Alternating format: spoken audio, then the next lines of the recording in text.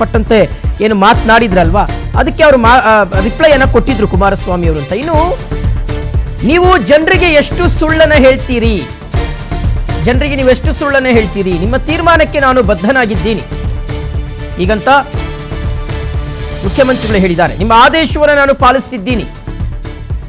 Real estate ದಂಧೆ ಮಾಡಿದ್ಯಾರು?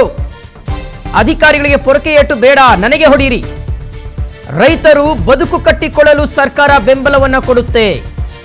ಯಾರ ಆಸ್ತಿ ಕೂಡ ಬಲವಂತವಾಗಿ ವಶಕ್ಕೆ ಪಡೆಯಲ್ಲ. ರಿಯಲ್ ಎಸ್ಟೇಟ್ ದಂಧೆ ಮಾಡಿದ್ದು ಯಾರು?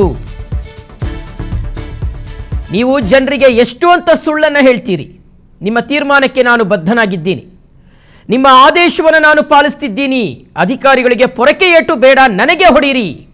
ರೈತರ ಬದುಕು ಕಟ್ಕೊಳ್ಳೋದಕ್ಕೆ ಸರ್ಕಾರ ಬೆಂಬಲವನ್ನು ಕೊಡುತ್ತೆ. ರೈತರ ಜೊತೆಗೆ ಮೀಟಿಂಗ್ ಮಾಡಿ ಸಮಸ್ಯೆಯನ್ನು ಕೇಳಿದ್ದೀವಿ. ಯಾರ ಆಸ್ತಿ ಕೂಡ ಬಲವಂತವಾಗಿ ವಶಕ್ಕೆ ಪಡೆಯಲ್ಲ ಅಂತ ಇವತ್ತು ಮುಖ್ಯಮಂತ್ರಿಗಳು ಹೇಳಿದ್ದಾರೆ.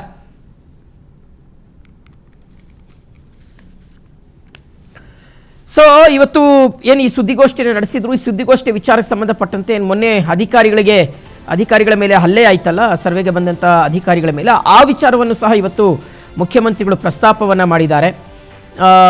ನನ್ನನ್ನು ಹೊಡೀರಿ, ಅಧಿಕಾರಿಗಳಿಗೂ ಹೊಡೆಯೋಕ್ಕೆ ಹೋಗಬೇಡಿ ಅಂತ. ಮಗದೊಂದು ಕಡೆ ರೈತರ ಜೊತೆಗೆ ಮಾತನಾಡಿ ನಾನು ಮುಂದಿನ ತೀರ್ಮಾನವನ್ನು ತೆಗೆದುಕೊಳ್ತೀನಿ ಅನ್ನೋದನ್ನು ಸಹ ಹೇಳಿದ್ದಾರೆ.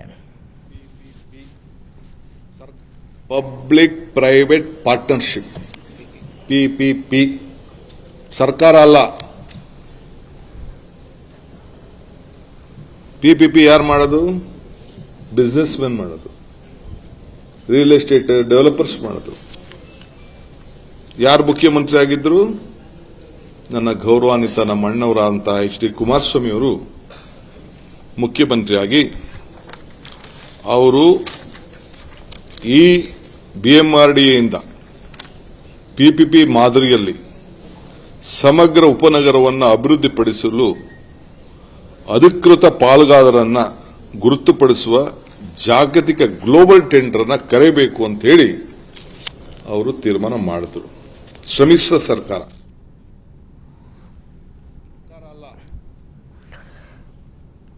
ಓಕೆ. ಸೊ ಇವತ್ತು ಮುಖ್ಯಮಂತ್ರಿಗಳು ನಡೆಸಿದಂಥ ಈ ಒಂದು ಸುದ್ದಿಗೋಷ್ಠಿಯಲ್ಲಿ ಎಲ್ಲ ವಿಚಾರಗಳನ್ನು ಅವರು ಪ್ರಸ್ತಾಪ ಮಾಡಿದ್ದಾರೆ. ಈ ಬಿಡದಿ ಟೌನ್ಶಿಪ್ ವಿಚಾರಕ್ಕೆ ಸಂಬಂಧಪಟ್ಟಂತೆ ರಾಜ್ಯದ ಜನ ನನ್ನ ಮೇಲೆ ಪ್ರೀತಿ ಕೊಟ್ಟು ಈ ಸ್ಥಾನಕ್ಕೆ ಕರ್ಕೊಂಬಂದು ಕೂರಿಸಿದ್ದಾರೆ. ನನ್ನನ್ನು ಜೈಲಿಗೆ ಕಳಿಸೋದಕ್ಕೆ ಹಲವು ವರ್ಷಗಳಿಂದಲೂ ಸಹ ಹುನ್ನಾರ ಪಿತೂರಿ ನಡೀತಾ ಇದೆ ಅಂತ CM ಹೇಳಿದ್ದಾರೆ. ನನ್ನನ್ನು ಕೆಣಕ್ಲಿಕ್ಕೆ ಹೋಗಬೇಡಿ, ಕುಮಾರಸ್ವಾಮಿಗೆ ಮುಖ್ಯಮಂತ್ರಿ DK ಶಿವಕುಮಾರ್ ಅವರು ವಾರ್ನಿಂಗ್ ಕೊಟ್ಟಿದ್ದಾರೆ. ನನ್ನನ್ನು ಕೆಣಕ್ಲಿಕ್ಕೆ ಹೋಗಬೇಡಿ, ನಿಮ್ಮ ಭವಿಷ್ಯ ನೀವು ಕಟ್ಕೊಳ್ಳಿ, ಇದ್ರ ಬಗ್ಗೆ ಜಾಸ್ತಿ ಮಾತಾಡಬೇಡಿ.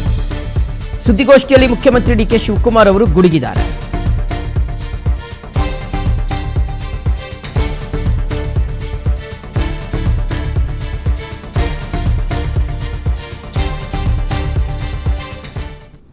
ಅವಕ್ಕೆ ನಾನು ಯಾಕಪ್ಪ ಇದನ್ನ ಡಿನೋಟಿಫೈ ಮತ್ತೊಂದಕ್ಕೆಲ್ಲ ಯಾಕೆ ಹೋಗ್ಲಿ ನಾನು?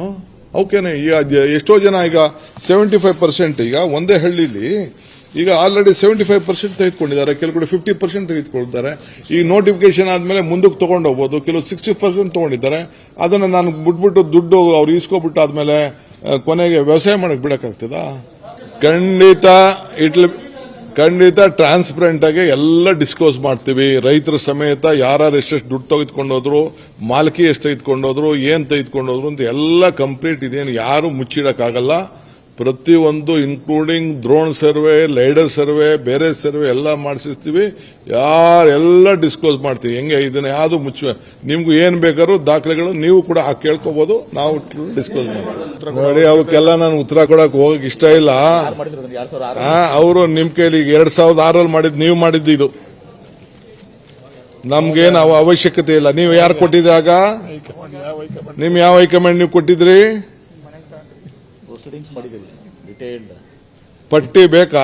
ಎಲ್ಲೆಲ್ಲಿತ್ತು ಬಂದಾಗಿಂದ ಹಿಡಿದು ಯಾವ ವರ್ಷದಲ್ಲಿ ಏನೇನಾಯ್ತು, ಎಲ್ಲಿ ಜಮೀನು ತಗೊಂಡ್ರು, ಎಷ್ಟಕ್ಕೆ ಏನಾಯ್ತು ಅಂತ ಎಲ್ಲ ಅದೆಲ್ಲ ನನಗೆ ದಯವಿಟ್ಟು ನನ್ನ ಕೆಣಕಕ್ಕೆ ಹೋಗಬೇಡಿ ಅಷ್ಟೇ. ನಾನು I am telling you. Okay, ನನ್ನನ್ನು ಕೆಣಕ್ಲಿಕ್ಕೆ ಹೋಗಬೇಡಿ ಅಂತ ಮುಖ್ಯಮಂತ್ರಿಗಳು ಹೇಳಿದ್ದಾರೆ. ಮತ್ತು ರಾಜ್ಯದ ಜನ ನನ್ನ ಮೇಲೆ ತೋರಿಸಿರುವಂಥ ಪ್ರೀತಿಯನ್ನು ಕೆಲವರಿಗೆ ಸಹಿಸಿಕೊಳ್ಳೋದಕ್ಕೆ ಆಗ್ತಾ ಇಲ್ಲ. ಸೊ ನನ್ನನ್ನು ಜೈಲಿಗೆ ಕಳಿಸೋದಕ್ಕೆ ಹಲವು ವರ್ಷಗಳಿಂದಲೂ ಸಹ ಹುನ್ನಾರ ನಡೀತಾ ಇದೆ. ಕೇಂದ್ರ ಸಚಿವ ಕುಮಾರಸ್ವಾಮಿ ವಿರುದ್ಧ ಡಿ.ಕೆ. ಶಿವಕುಮಾರ್ ಅವರು ಕೆಂಡಾಮಂಡಲರಾಗಿದ್ದಾರೆ.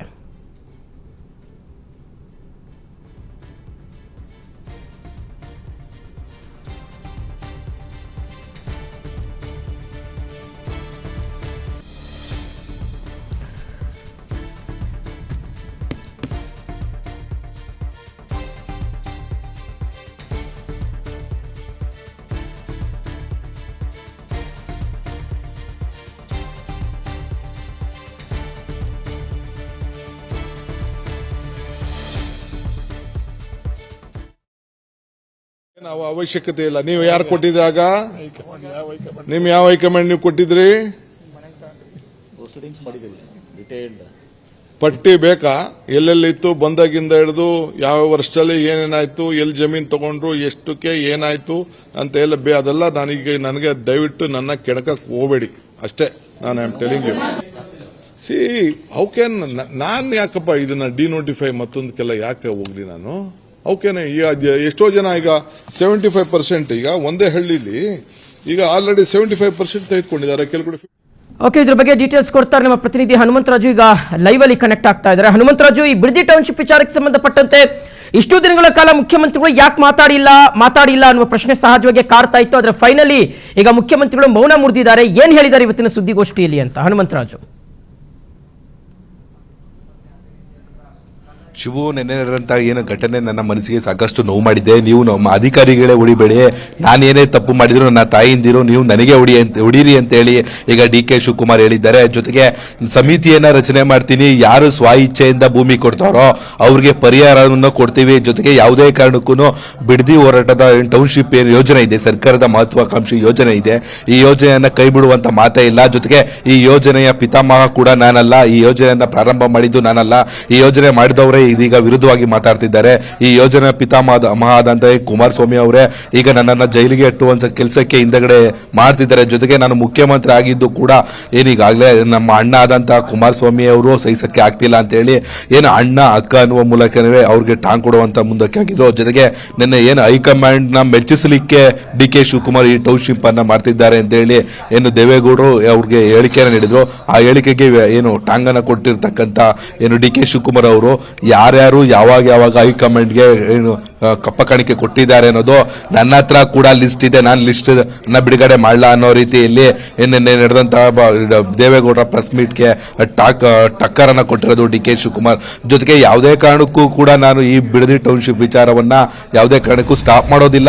ಯಾರು ಸ್ವ ಇಚ್ಛೆಯಿಂದ ಬರ್ತಾರೋ ಅವರಿಗೆ ಏನು ಪರಿಹಾರದ ಹಣವನ್ನ ನಿಗದಿ ಮಾಡಿ ಅವ್ರಿಗೆ ನಾನು ಪರಿಹಾರವನ್ನ ನೀಡ್ತೀನಿ. ಜೊತೆಗೆ ಯಾರು ಬೇಡವೋ ಅವರು ರೆಡ್ ಝೋನ್ ಏನಿದೆ ಅದು ಮುಂದುವರ್ಸ್ಕೊಳ್ತಾ ಹೋಗುತ್ತೆ ಅಂತ ಹೇಳಿ ಪ್ರತಿಭಟನಾಕಾರರಿಗೂ ಕೂಡ ಜೊತೆಗೆ ಏನು ಟೌನ್ಶಿಪ್ ವಿರೋಧಿಸುವವರೆಗೂ ಒಂದು ಟಕ್ಕರ್ ನೀಡುವ ಮೂಲಕ ಪತ್ರಿಕಾಗೋಷ್ಠಿಯನ್ನು ನಡೆಸಿದ್ದಾರೆ. ಶಿವು, ಥ್ಯಾಂಕ್ ಯು ತಮ್ಮೆಲ್ಲ ಡೀಟೇಲ್ಸ್ಗಾಗಿ.